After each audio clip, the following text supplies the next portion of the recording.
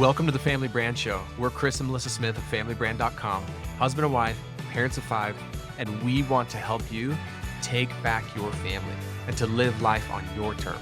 And we know being a family can feel really overwhelming. Parents tell us they feel like they're being pulled in a million different directions. It's so challenging to navigate the uncertainty and all the chaos that's happening in the world right now. And that's why we want to bring you every single week actionable tips and strategies that you can implement in your daily life to become a better parent, to become a better spouse, and to build a stronger family. And look, there's never been a better time and a more important time than right now to take back your family. You can define what your family stands for, or the world is going to do it for you. And the world needs strong families now more than ever. And it starts right here with your family. All right, welcome to the Family Brand Podcast. Maybe before we jump in, you can help us settle a debate. We were just talking about this as we were hitting record. Chris got up 2 times we have 2 dogs, an old border collie and a young, she's not really that young, she's probably like 7 or 8, smaller, I don't know, 10 to 12 pound dog. And they both are such pests. Like they both have to, we have to get up with them in the night. Well, usually our smaller dog sneaks in our room at night and we can't find her. She hides under our bed. Loves sleeping in there. And then at some point in the night when we fall asleep, gets up on our bed and then eventually wants to be let out to go to the bathroom and shakes her collar, like does a shaking thing that wakes me up. Never Melissa, interestingly enough. I'm a sound sleeper. I think she's awake and just like pretending not to be. So I get up with Pepper, let her out. And at some point in the night, I can hear our old border collie walking around by the back door. She doesn't get around good enough to use the dog door anymore, so I get up, let her out. Melissa says it's payback for all the years that she got up with our kids in the night. Not necessarily payback. I'm just like, it's my turn. It's balance, right? I got up and nurse the kids, all 5 of them, for like 5 years of my life, plus the pregnancies, not sleeping well. I'm like, Chris, this is only fair. Like, this is your turn. Your time has come. Your time has come. And I just sleep soundly. It's not like I wake up and I'm like, Chris, go get the dogs. Like, I don't wake up. And he does. And so this is his gift to us in our 21st year of marriage. Right? So what's the debate to settle? You said, you need to help us settle a debate. Well, I don't think it is a debate, actually. I feel like you want it to be a debate. Like, you brought it up on the podcast. I didn't even bring it up. Should I be equally waking up to take out the dogs? Or is it like, our life goes in seasons and it's your season? This is my season. Fine. I'll take it. Yes. Okay. See? I can do hard things. That was productive. That is not what today's episode. Well, maybe it is actually. Because today's episode is about one of our most recent book club books. So if we haven't shared this before, I know we have, but if you haven't heard us talk about this, what were you going to say? I was like, yeah, we haven't talked about it a lot, but I'm sure we've mentioned it, that we like doing a book club with our kids, and especially as our 2 oldest, we have a junior and a senior this year. It just hit us this fall. Okay, we have many, many, many more years that we can do book club together, but looking at it more finite, like, okay, if we only had 1 year, what books are going to be some of our top books we want to make sure we hit with our kids this year? And then we do a book club. It's not that formal. Like, I wish I had a little PDF to give you about how we do it. Maybe I will someday. But it really is, hey, let's read this book. And then in a few weeks on a Sunday, we're going to have a discussion about it. We remind them throughout as the day's getting closer and that it's coming, are you reading your book?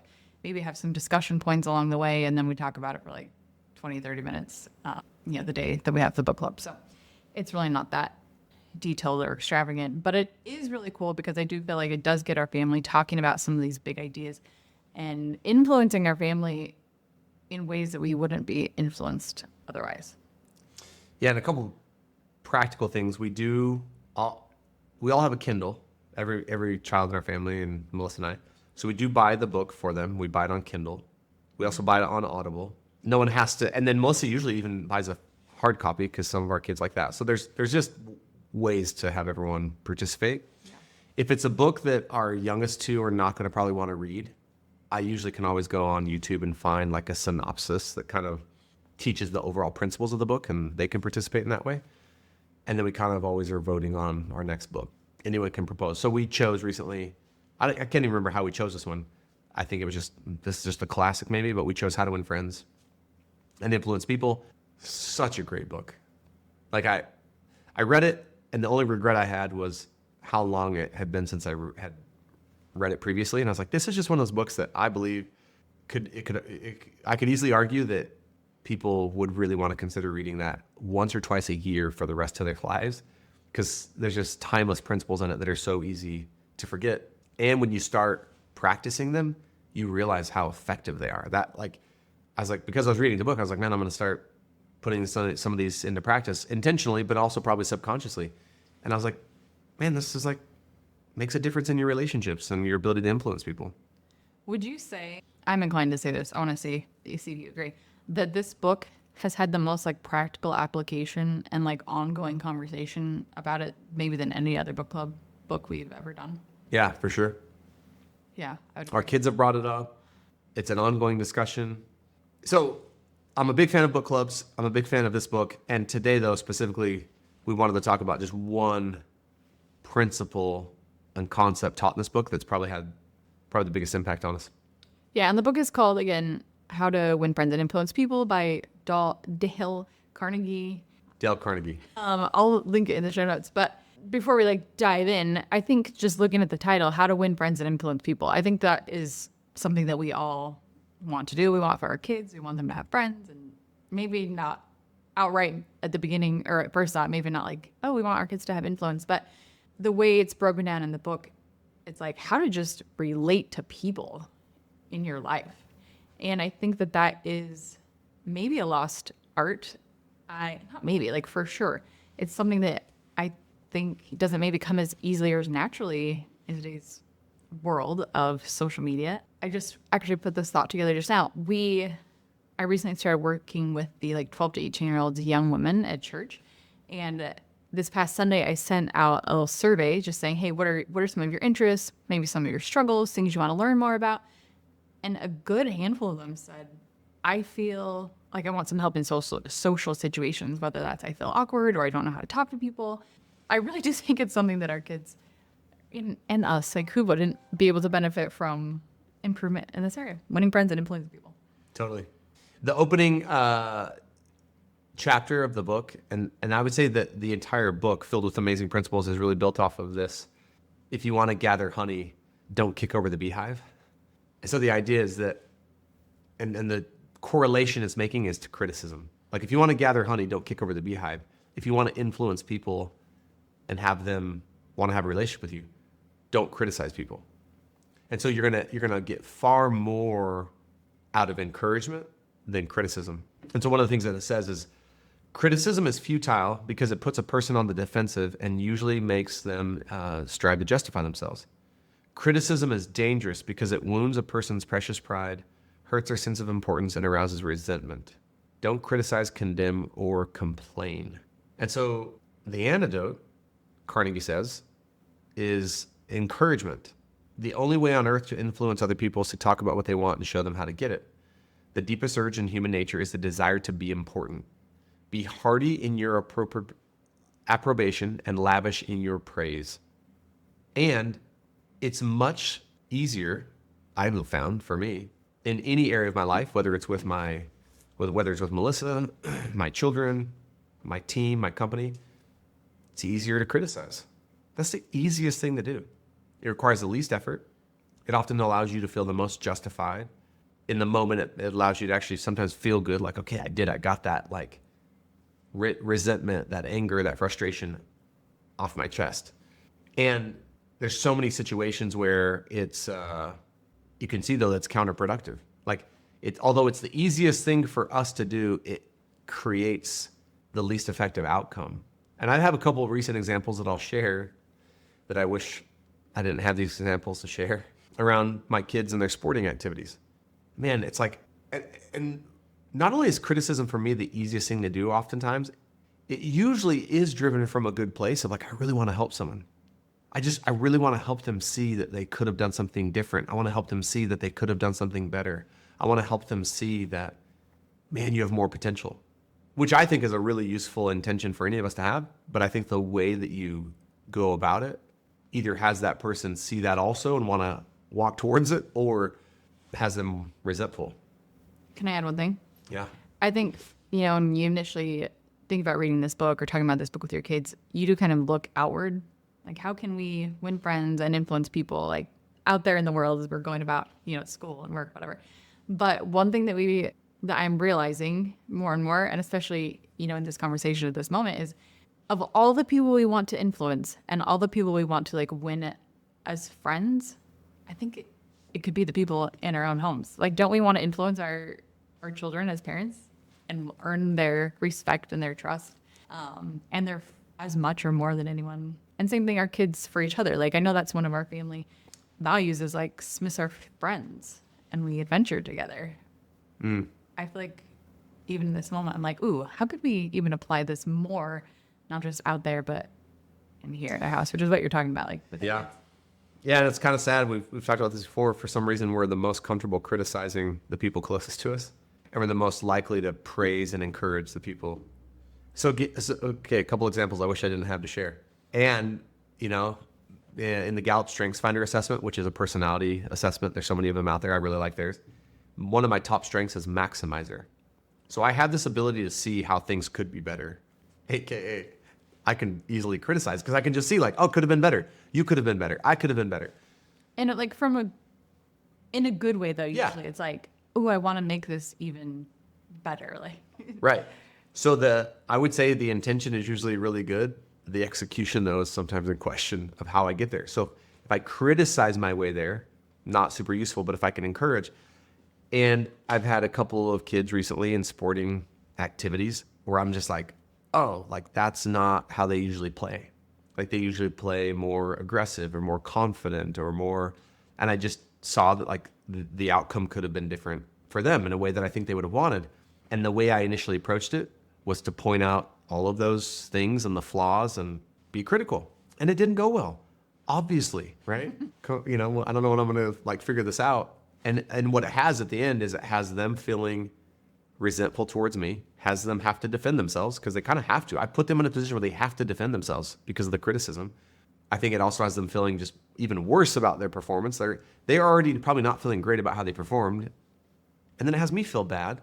And so I also have gotten a couple opportunities to try it differently and just decided that, hey, the only thing I'm going to say after the game is, hey, I love watching you play. Like, you're awesome.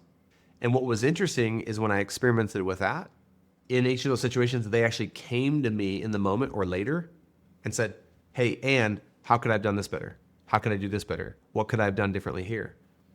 And it's like they're open to being influenced. They're looking to be influenced. They're looking to be coached. And maybe they don't come to you. I'm also not saying, hey, go encourage people so that they'll seek you out for coach. They might not. It might just be that, hey, I love watching you play.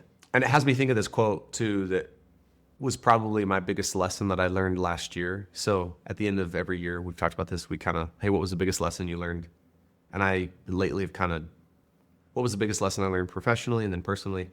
And the biggest lesson I learned last year personally is that a person to be loved is always more important than a problem to be solved. And if I can remember that when I see something that could be better, it's like, okay, but what's more important? This problem to be solved, or this person getting better, or this person to be loved?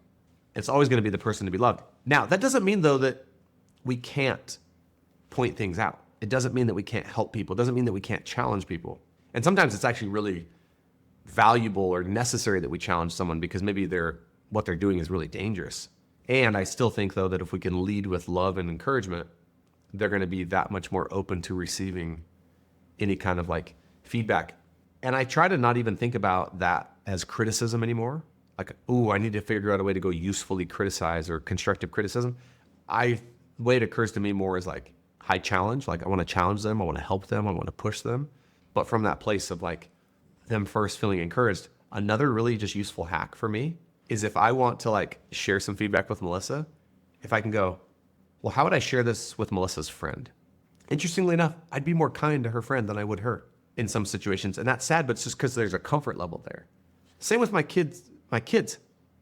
If one of my kids spilt a gallon of milk off the island on the floor, yeah, my natural reaction is not going to be to like, it's okay.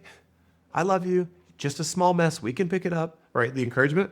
It's gonna be like, what are you doing? This is like, how could you do that? But if it was one of their friends, I would never, if one of my kids' friends was over at the house and spilled a gallon of milk, be like, what are you doing? How could you do that? What's wrong with you? You know what I mean? Like, I'd be like, it's okay. I'd be more concerned about them not feeling bad about it. Yeah. Or like if one of my kids' teammates on their team didn't play that great, equivalent to like one of, or just whatever, I wouldn't go up to him after the game and like, hey, you didn't even show up. What's wrong with you? Like, what are you doing? I'd be like, hey, you're all right. Great job. You'll get it next time. So that's a little hack for me that for whatever it's worth, like, oh, I'm going to talk to my child right now as though they're one of my kids' friends. I'm going to talk to Melissa right now as though I'm talking to one of her friends. Because obviously I love Melissa and I love my kids more than I love their friends. But I think with like comfort with each other, it also increases the ease at which we can criticize. Those are a lot of random stream of consciousness thoughts, but No, and they're like really vulnerable thoughts too about like ways you feel like you would have done things better. So I appreciate you sharing. And I think one cool thing that you did though that I want to highlight is that in 2 situations this week, they happened close together. Were they both around sports? I can't remember the second. yeah, I've been really blowing it lately, you guys. No, you haven't. But I think this is just like human nature is like we do things that we're like, oh, I wish I would have done it differently or I could have done it better, you know, in hindsight. But I love in both those situations, you actually sat both of them down at the same time and was like, and you told them, hey, let's just reenact this again. Like, let's pretend you're coming out from your game and can we just like walk through this again? And they were both kind of like, why? Yeah, this is awkward. What? So I wanted to role play with them again to practice it for me. I had that thought. I was like, okay, I can see that that's not what and I'd never done this before. And I was like, I'm just going to practice it and do a redo. Yeah, which I thought was really cool. And I think it did give the opportunity for you to like approach it differently. And I think it also repaired maybe what had felt to them as like, I think they were both maybe a little bit discouraged, but it felt like it was a way that they could work through it with you and a way for you to repair with them. And it ended like really beautifully despite their initial like, why are we doing this? And I think that it's really important as parents that we model like, hey, this is what it looks like to take ownership for mistakes. This is what it looks like to repair. And that's, I maybe, I don't know, it's fortunately or unfortunately, that's just part of life is that there is repair to be done. And I think that that's really beautiful how you modeled that for them. Thanks. I do think I've gotten better over the years at the apologizing part. Like, and I found that kids will grant you a lot of grace, and so will team members if you apologize quickly. Like if you catch it and you acknowledge it, like, hey, that was a leadership fail on my part, or that was a dad fail, or that was like I did not react well, or I found like people give you a lot of grace, especially the faster you do it. I get to for some odd reason, do that more often than Melissa does in our family because I create more messes around it. The thing I hadn't thought to do though, so I did that. I apologized, tried to clean it up, but I'd never thought to like, hey, let's just do a redo. Can we just reenact this? And yeah, I think I'll do that more. In conclusion, I would say it is a really good book, How to Win Friends and Influence People. Oh my gosh. So good. Oh, and one thing I was going to add is that, you know, even if you have maybe you have older and younger kids like we do, you can just do it with your older kids. That's what we've done prior to our youngest 2 being old enough to really read. We would just have like a little mini book club with our youngest 2 and then a bigger book and concepts kind of discussion with our older kids of a different book at a separate time. But I would also say to that point, you can still include your younger kids in the book club without them reading it. They're just going to benefit from the discussions and your takeaways and your insights. And so that's a way for them to participate as well. absolutely. So I don't think the takeaway from today's episode is you should have a book club, although I do think it would be cool for you to have a book club, and this was an excellent one. I think it's more of like, where in your life can you, as the parent, where do you want to have more influence in this way with your kids? Or, and maybe it's not even with your kids, maybe it's just in your life in general. Yeah, well, one thought I had is we do actually, I don't know if we just got lucky or we've been blessed, but our kids really do love to read. And they didn't get it from me. I've learned to be a reader later in life. Melissa's always loved to read. But whether it's reading, we've always had a lot of physical books around. Each of our kids has a Kindle. Melissa probably made the greatest purchase in the form of a gift for any of our children ever. She got Indy last Christmas a Yoda player. Yodo, Y-O-T-O. Yoda player. When I say the greatest, it's just because for Indy in particular, like that gift, and you can use it as, She's used it every day for over a year. oh yeah, multiple times a day. Yeah. You can use it as an alarm clock. You can play music on it, but you can buy these little, they're like in the shape of like a credit card, but they're books. And you plug it in and it starts playing. You take it out and you put it back in. It remembers where it was. So she's listened to so many books in addition to her Kindle. And so we have families that often say like, I can't get my kids to read a book, listen to a book. You know, and I think some of that maybe is just, some kids are like just born with a desire maybe a little bit. I don't know. But I will say one of the things that I think could encourage your children to start being interested in books or want to look more into it, maybe you start a book club of one right now. Maybe you're a reader and you're like, I'm going to read a book. And one thing I'm going to do though, is when I finish reading my book, I'm going to sit my family down on a Sunday or whatever it is at dinner, and I'm going to share some of my biggest takeaways and insights and facilitate a conversation. That could get at least even one other member of your family to be like, I want to go read that book. So in addition to having like these formal book clubs, I think we've gotten a lot of our kids to just go read books just by things that Melissa and I are reading or consuming, that we share our insights around them, or, hey, I read this article today and it was like really impacted me, or I read this church talk today and it like had me have this new insight. Everyone's benefited by that just because you shared the insight. They're going to learn something in your teaching and your sharing. That's the worst thing that's going to happen, is they're going to be benefited by your insight. They may even like go read it themselves without you even saying, hey, everyone go read this. Or they may get interested in that topic and go do some, like I've had situations before where I've told one of my kids or told our family, hey, I read this thing today about courage. Well, they didn't go read that thing that I read, but one of my kids will come back and say, hey, I was thinking about that and I started watching some YouTube videos on courage. And I think most parents probably do this, but I think I would just encourage you to be intentional about just share your insights about life with your kids. Share the things that you're learning, the things that you're progressing towards or trying to, or the things you're failing at. So You're really good at that, more so than me. I feel like sometimes I just operate in a vacuum and I'm just like doing my thing. I feel like you're really good at like, I'm gonna bring my kids along on the journey, like as I'm progressing and developing, like I want them to be growing and developing alongside me, which I think is cool. yeah, and sometimes our kids are like, hey, here he goes Here he again. goes. But it benefits them, you know. They'll circle back the next day and be like, I was thinking about what you said, or you know what I mean. They are absorbing it, whether you think they are Yeah. or not. I just think sometimes a book, though, or a YouTube video, or a TED Talk, or an article, it provides kind of that buffer where it's like, man, there's really useful principles I want my child to learn, that they might be more open to learning if it's not directly from me, and like we're just kind of doing it together. So you could even start like a YouTube club where it's like, hey, we're going to watch an inspirational video a week. We're going to start a TED Talk club. We're going to start like just something where maybe you guys can have some like shared experiences together around just learning and growing and expanding your knowledge. Yeah, that's a cool idea. About if it's not going to be books, like what else? How else could that look? I know families who have a masterclass subscription, Yeah. their whole family, and they watch masterclasses. You know, it's like, but I think well, we know this from Family Brand and so much research. The word shared is really powerful in teams and communities and cultures and families. That we're all having our own unique individual experiences, and those are great.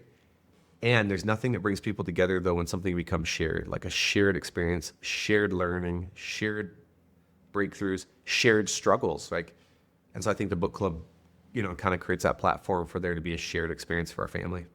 And I would give your kids the opportunity to weigh in on what they want to learn about. Like, I don't think it has to be dictated by you as the parent, which I think in this episode it's maybe kind of felt like that. But we've given our kids the opportunity, like one of our book clubs, the book called Shoe Dog, which one of our sons chose. It's about the founder of Nike, Phil Knight. And that was like, he was so excited about that book because he loves sports. And, you know, we went all in on that book. I don't want to say for him, but that was his selection that we all agreed to do. And Great book, too. So that's an interesting thing, too, is when you're thinking about picking your books or whatever it is. We have chosen books at times where Melissa and I will suggest 3 to 5 based on, like, our family could use some help in this right now. Mm-hmm. So I would say, what would you call that? It's more like topical outcome focus. Like, we're hoping to choose a book that would drive this outcome. And then sometimes it's like, hey, what book do we want to read next? Just from a pure, like, could just be entertaining. And that's how Shoe Dog. Shoe Dog wasn't like, we didn't choose it because, like, now there are some amazing principles of grit, resilience, determination, business in there. But it was purely like, oh, I'm just excited about this book. So sometimes we'll come together as a family and say, like, what do we want to learn about? And then from that, we try to arrive at some books. Sometimes Melissa and I will be like, well, we kind of want to not so secretly influence our children's behavior around a certain thing. Let's use a book to do it. We've done a couple fiction books as well, Yeah. based on things. Yeah, like one of our kids really wanted. It was his favorite book, and he was like, "Can the whole family please read this with me?" Swiss Family Robinson? Yeah. Yeah, it was awesome. So, takeaway, yeah, read a book together, watch a video together. Create those shared experiences. Yeah, I like how you worded that. Oh, sorry, I feel like I interrupted you. No, that was it. Okay. And I'm going to make Melissa wake up tonight with the dogs. All right, so that is it for today's episode of the Family Brand Podcast. But before you go, we have something fun for you. Yeah, like if you've ever wondered, okay, so how's our family culture actually doing? We've got an incredible quiz for that. Good news, it's quick, it's free, and when you're done with that quiz, we'll even email you this awesome PDF full of practical ways to strengthen your family culture right away.